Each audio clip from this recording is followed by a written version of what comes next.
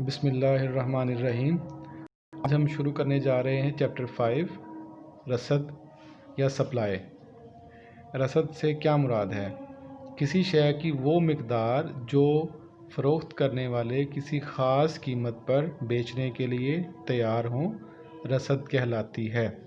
گویا رسد کسی شے کی رسد کا تعلق براہ راست آجر یا صنعت کار سے ہوتا ہے، اس لیے فروخت کار زیادہ منافع کمانے کی غرض سے قیمت بڑھانے کے ساتھ شے کی رسد بھی بڑھا دیتا ہے۔ سادہ الفاظ میں کسی شے کی وہ مقدار جو ایک خاص عرصے میں خاص قیمت پر منڈی میں فروخت کے لیے لائی جاتی ہے، اسے رسد کہتے ہیں۔ اس کے ساتھ ایک اور کانسیپٹ ہے، وہ ہے ذخیرہ کا۔ ذخیرہ کو ہم کیسے ڈیفائن کر سکتے ہیں؟ کسی شے کی وہ مقدار جو خاص عرصے میں خاص قیمت پر منڈی میں فروخت کے لیے پیش نہ کی جائے، جو گوداموں میں رکھ لی جائے، جو سٹورز میں رکھ لی جائے، اسے کیا کہا جائے گا؟ ذخیرہ۔ تو یہ دونوں میں فرق ہو جائے گا۔ اب اس کے ساتھ رسد کے آگے کچھ اہم نکات ہیں۔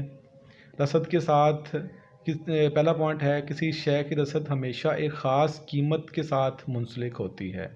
دوسرا پوائنٹ ہے کہ شے کی رسد ہمیشہ عرصہ وقت کے لحاظ سے متعین ہوتی ہے۔ اور تیسرا پوائنٹ ہے، کسی شے کی قیمت اور رسد میں براہ راست تعلق پایا جاتا ہے۔ قیمت میں اضافے کے ساتھ اس شے کی رسد میں اضافہ ہو جاتا ہے، اور قیمت میں کمی کے ساتھ اس شے کی رسد میں کمی آ جاتی ہے۔ یہ اور چوتھا پوائنٹ یہاں پہ ہے کہ ایسی قیمت جس سے کم قیمت پر فروخت کرنے والے اشیاء کو بیچنے سے انکار کر دیں، اسے محفوظ قیمت کہا جاتا ہے۔ یعنی کہ وہ قیمت جس سے نیچے لوگ چیزیں نہ بیچیں، اس کو ریزرو پرائس جو ہے وہ کہا جائے گا۔ اس کے ساتھ نیکسٹ جو پوائنٹ ہے وہ ہے ہمارے پاس، میں پہلے بتا چکا ہوں آپ کو رسد اور ذخیرہ میں فرق کے بارے میں۔ اب آتے ہیں رسد کی اقسام کے بارے میں۔ بازاری رسد کسی شے کی وہ مقدار جو منڈی میں خاص قیمت پر خاص عرصے کے لیے فروخت کے لیے دستیاب ہو، اسے بازاری رسد کہتے ہیں۔ مثلا اگر 200 کلو گرام مچھلی منڈی میں لائی جائے تو قیمت بڑھ جانے کے باوجود مچھلی کی رسد کو فوری بڑھانا مشکل ہے، کیونکہ مچھلی کی زائد مقدار کو منڈی میں مہیا کرنے کے لیے وقت درکار ہوتا ہے۔ اس کا مطلب ہے جو ایک خاص قیمت پر اور خاص عرصے کے لیے جو بازار میں پیش کریں گے، اسے بازاری رسد کہا جائے گا۔ دوسرا پوائنٹ ہے قلیل عرصے کی رسد۔ قلیل عرصے کی رسد کو شے کی طلب کے تقاضوں کے مطابق پورا کرنے کے لیے ایک خاص حد تک زیادہ یا کم کیا جا سکتا ہے۔ ایسے کاروبار جو قلیل عرصے کے لیے پیداواری عمل میں اترتے ہیں، مثلا برف بنانے کے کارخانے، آئس کریم بنانے والی فیکٹریاں وغیرہ، اگر برف اور آئس کریم کی قیمتیں وقتی طور پر بڑھ جائیں تو مذکورہ کارخانے اور فیکٹریاں اپنے پیدائشی عمل کو تیز کر کے پیداوار کو بڑھا سکتے ہیں۔ تیسرا پوائنٹ ہے طویل عرصے کی رسد۔ جب کسی شے کی رسد طویل عرصے تک مستقل نوعیت کی حامل ہو اور قیمت بڑھنے کے باوجود شے کی طلب میں اضافہ مستقل نوعیت کا ہو، تو ایسے میں زائد طلب کو مد نظر رکھتے ہوئے آجر اسی صنعت کی پیداواری صلاحیت بڑھانے کے لیے کوشش کر دیتے ہیں تاکہ وہ غیر معمولی منافع کما سکیں۔ مذکورہ صنعتوں کا عرصہ اتنا طویل ہوتا ہے کہ اس عرصے میں کئی نئے صنعت کار بھی غیر معمولی منافع کے حصول کے لیے ایسی صنعت کو اختیار کر لیتے ہیں۔ یاد رہے کہ خاص عرصے کے بعد بہت زیادہ صنعتیں کھلنے کے باعث شے کی رسد میں بے تحاشا اضافہ سے قیمت اپنے معمول پر واپس آ جاتی ہے۔ اس طرح طویل عرصے میں رسد کو طلب کے مطابق آسانی سے کم و بیش کیا جا سکتا ہے۔ یہ 3 نکات ہیں جس کے بازاری رسد کا، قلیل عرصہ کی رسد کا اور طویل عرصہ کی رسد کا۔ اب ہم آتے ہیں قانون رسد پہ۔ جیسا کہ آپ نے ہم نے اس سے پچھلے چیپٹر میں پڑھا تھا قانون طلب کا، اس میں قیمت اور طلب کا منفی تعلق تھا کہ قیمت بڑھنے سے طلب میں کمی آتی ہے اور قیمت کم ہونے سے طلب میں اضافہ ہوتا ہے. لیکن رسد میں قیمت کا اور رسد کا براہ راست تعلق ہوتا ہے. ہم اس کی تعریف دیکھ لیتے ہیں لا آف سپلائی کی. باقی حالات بدستور رہتے ہوئے جب کسی شے کی قیمت بڑھتی ہے تو اس شے کی رسد بھی بڑھ جاتی ہے. اس کے برعکس شے کی قیمت کم ہونے پر رسد بھی کم ہو جاتی ہے. اس کا مطلب ہے کہ رسد اور قیمت کا آپس میں براہ راست تعلق ہوتا ہے. اس شے کی وضاحت کے لیے ہم ایک یہ ٹیبل ہم نے ڈرا کیا ہے. اس میں دیکھیں چینی کی قیمت دی گئی ہے اور مقدار رسد دی گئی ہے. قیمت شروع ہو رہی ہے 5 روپے، 10 روپے، 15، 20 اور 25، اور مقدار رسد جو ہے وہ 10 کلو ہے. رسد کو آپ نے کلو گرامز میں میئر کیا ہے. 10 کلو، 20، 30، 40 اور 50. یہ ٹیبل یہ ظاہر کر رہا ہے کہ جس طرح قیمت میں اضافہ ہو رہا ہے ویسے ویسے مقدار رسد میں بھی اضافہ ہو رہا ہے. کیونکہ رسد کی مقدار بڑھانے سے جو آجر حضرات ہیں ان کا منافع بھی بڑھ جاتا ہے. اس لیے جس طرح قیمت بڑھتی ہے قیمت کے بڑھنے سے وہ رسد میں اضافہ کر دیتے ہیں تاکہ اپنے منافع جات کو زیادہ سے زیادہ کر سکیں. اس کے بعد ہم اسی ٹیبل کو یا اسی تعریف کو، ڈیفینیشن کو ایک ڈائیگرام کے ذریعے بھی ایکسپلین کر سکتے ہیں، اس کی وضاحت کر سکتے ہیں. یہاں پہ ایکس ایکسس پہ مقدار رسد لی گئی ہے اور وائی ایکسس پہ چینی کی قیمت لی گئی ہے. مقدار رسد جو ہے وہ 10، 20، 30، 40 اور 50 ہے ایکس ایکسس پہ، اور قیمت جیسا کہ ٹیبل میں بھی دی گئی تھی 5، 10، 15، 20 اور 25 ہے. جب قیمت 5 روپے تھی تو رسد جو ہے وہ 10 کلو گرام تھی. تو ایک طرف سے 5 کو اور دوسری طرف سے 10 کو ملائیں گے ڈاٹس کے ذریعے، تو جہاں پہ دونوں ڈاٹس ملیں گے وہاں پہ ایک جو ہے وہ سرکل لگا دیں گے، ایک بڑا واضح سا ڈاٹ لگا دیں گے. اس طرح سے باقی ڈاٹس بھی، جب قیمت 10 ہوگی تو رسد 20 ہوگی، 15 ہوگی تو 30 ہوگی. اس طرح سے ڈاٹ لگاتے جائیں گے. ان سارے ڈاٹس کو ملانے سے ہمارے پاس ایک رسد کا خط حاصل ہوگا جس کو خط رسد کہا جائے گا. یہ خط یہ ظاہر کرتا ہے کہ جس طرح قیمت میں اضافہ ہو رہا ہے ویسے ویسے رسد میں بھی اضافہ ہو رہا ہے. اس کے بعد منڈی کی رسد کا گوشوارہ ہے. منڈی کی رسد کو آپ کیسے ظاہر کر سکتے ہیں کہ تمام فروخت کاروں کی رسد کو جمع کرنے سے منڈی کی رسد حاصل ہوتی ہے. تمام فروخت کاروں کی رسد جو مجموعی رسد ہوگی اس کو کیا کہیں گے، اس کو منڈی کی رسد کہا جائے گا. یہ جسٹ پڑھنے کی حد تک ہے. اس کے آگے وہ گراف بھی انہوں نے بنایا ہوا ہے. 3 صنعت کار 3 ہیں تو تینوں کو، 3 آجر ہیں، تینوں کو بنایا، پھر آگے منڈی کا بنایا ہوا ہے جو آگے ان تینوں کو ملا کے بنا ہوا ہے. خط رسد کا رجحان. خط رسد جو ہے وہ بائیں سے دائیں اوپر کی طرف جاتا ہے. یہ دیکھیں، اگر اوپر ہم دکھا سکیں، یہ دیکھیں، یہ اس میں کیا ہے، خط رسد جو ہے وہ مثبت ہے اور بائیں سے، اگر آپ اپنے سامنے بھی دیکھیں، بائیں سے دائیں اوپر جا رہا ہے. یہ مثبت خط ہے. تو اس کا رجحان جو ہے ہم اس کی بات کر لیتے ہیں. اس کے پوائنٹس جو ہیں، نمبر 1، اس کا جھکاؤ مثبت ہوتا ہے. کیوں ہوتا ہے؟ جب کسی شے کی قیمت بڑھتی ہے تو فروخت کنندگان زیادہ منافع کمانے کی غرض سے شے کی رسد کو بڑھا دیتے ہیں، اس لیے قیمت میں اضافے سے رسد بڑھ جاتی ہے.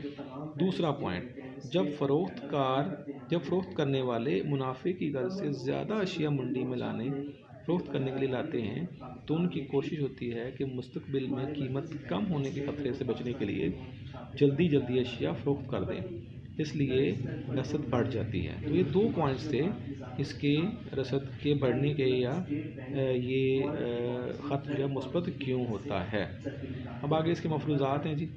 مصارف پیدائش اور ٹیکنالوجی. مصارف پیدائش اور ٹیکنالوجی جو ہے وہ تبدیل نہیں ہونی چاہیے. اگر مصارف پیدائش اور ٹیکنالوجی میں بہتری پیدا ہو جائے تو اشیاء کی رسد کم قیمت پر بھی زیادہ مہیا کی جا سکتی ہے، جبکہ مصارف پیدائش میں اضافہ اور ٹیکنالوجی کا فقدان رسد میں کمی کا باعث بنتا ہے۔ تو اس کا مطلب یہ ہوا کہ مصارف پیدائش اور ٹیکنالوجی تبدیل نہیں ہونی چاہیے۔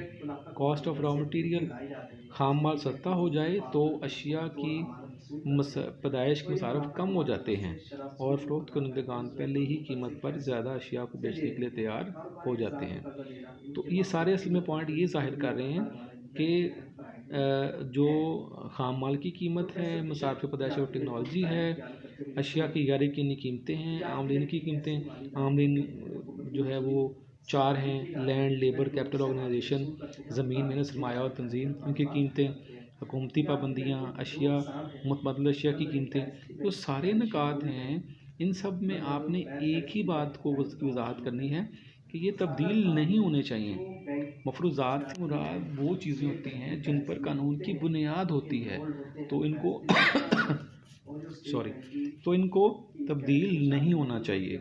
تو ہم جب بھی لکھیں گے، ان کو بتائیں گے، وضاحت کریں گے، تو اب یہ بتائیں گے کہ مصارف پیدائش اور ٹیکنالوجی کو تبدیل نہیں ہونا چاہیے۔ اگر یہ تبدیل ہو جائے گی تو رسد میں اضافہ ہو جائے گا یا کمی ہو جائے گی، چاہے قیمت تبدیل نہ ہو۔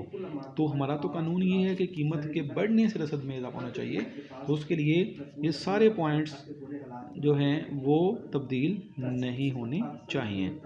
آگے اس کی حدود ہیں، مستثنیات ہیں۔ پہلا پوائنٹ ہے خطرات اور سیاسی عدم استحکام۔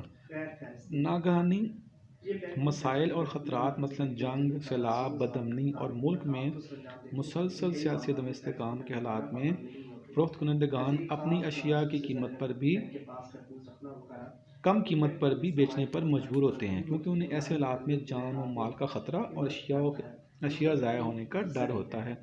اور خطرات ایسی ہوں اور سیاسی عدم استحکام ہو، ملک میں بدامنی ہو، جنگ ہو، تو آپ پھر اس قانون کو فالو نہیں کریں گے، پھر آپ کو جو قیمت مل رہی ہوگی آپ اس پہ اس کو بیچ دیں گے۔ فوری نقل مکانی، بسا اوقات ملازمت یا کاروبار کے سلسلے میں لوگوں کو ایک جگہ چھوڑ کر دوسری جگہ جانا پڑتا ہے۔ ان حالات میں فروخت کار اپنی اشیاء سستے داموں فروخت کرنے پر مجبور ہوتے ہیں اور قانون کا اطلاق رک جاتا ہے، نہیں ہوتا۔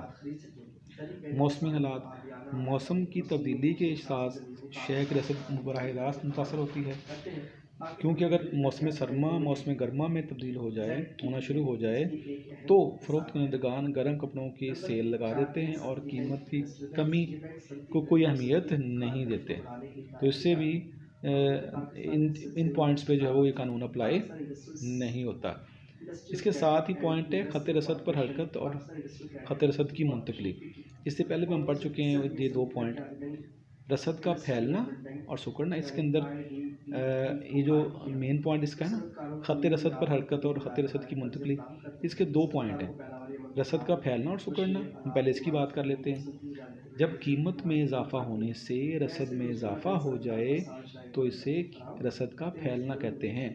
ایک بار پھر بتا دیتا ہوں کہ جب قیمت میں اضافہ ہونے سے رسد میں اضافہ ہو جائے تو اسے رسد کا پھیلنا کہتے ہیں، اور جب قیمت میں کمی آنے سے رسد میں کمی آ جائے تو اس کو رسد کا سکڑنا کہتے ہیں۔ اس کا ٹیبل انہوں نے یہاں بنایا ہوا ہے۔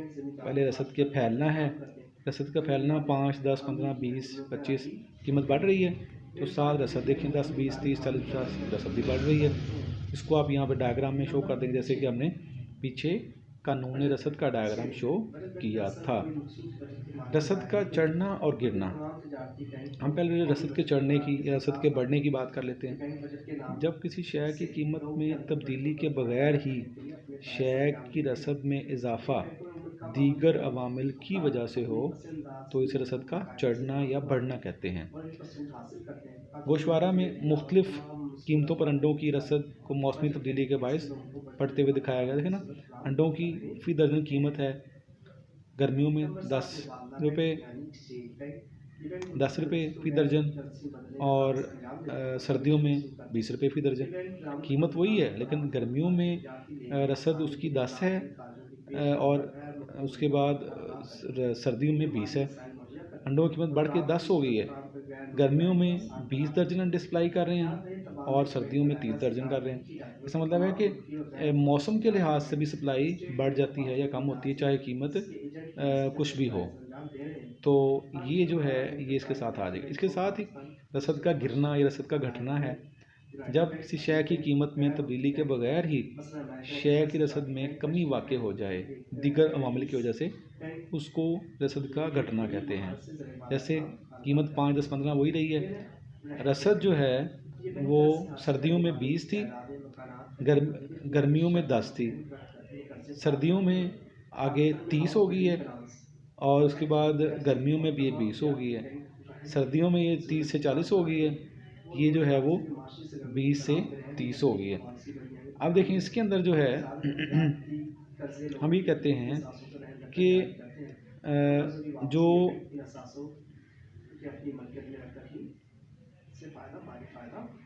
اس کے اندر ہم یہ بتا سکتے ہیں کہ قیمت چاہے سیم رہے، قیمت چاہے سیم رہے، آپ دیکھیں سردیوں میں رسد جو ہے پہلے 20 تھی، گرمیوں میں 10 ہو گئی ہے، اس کے بعد قیمت میں اضافہ ہوا ہے، 5 سے 10 ہو گئی قیمت، لیکن آپ دیکھیں کہ رسد جو ہے قیمت 10 ہے تو رسد سردیوں میں 30 تھی اور گرمیوں میں 10، یہ 20 ہو گئی ہے، یعنی کہ اس سے کم ہو گئی ہے، ٹھیک ہے۔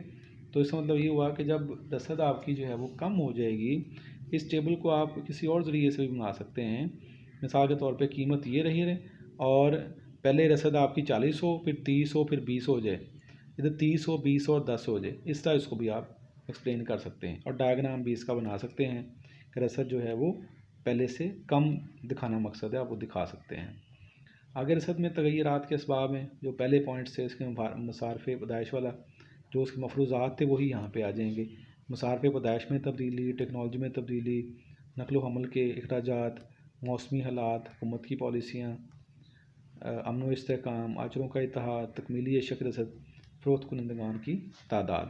تو یہ سارے پوائنٹس جو ہیں ان میں اگر تب چینج آئے گا تو رسد میں رسد بڑھ جائے گی یا کم ہو جائے گی۔